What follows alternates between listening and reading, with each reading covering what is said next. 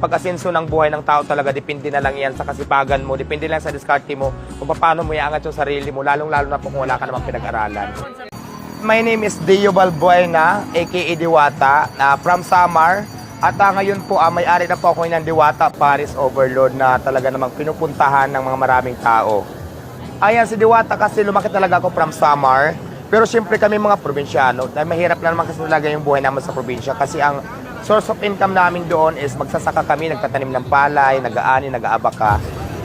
So nag-decide din talaga ako, siguro mga bata pa ako noon, yung mga 16 years old, para pumunta din sa Manila kasi nangangarap din akong pumuti at gumanda kasi feeling ko dati talaga, yung mga galing ng Manila, pag galing sa amin sa probinsya, pupunta ng Manila, na madali ang trabaho dito, saka madali magkapira. Hanggang sa sinama ako ng kapatid ko, bali, 4 kami, nagpunta dito ng sabay-sabay. Ang source of income talaga namin doon, di ba, palay, magtanim ng palay, magkupras, mag-apaka.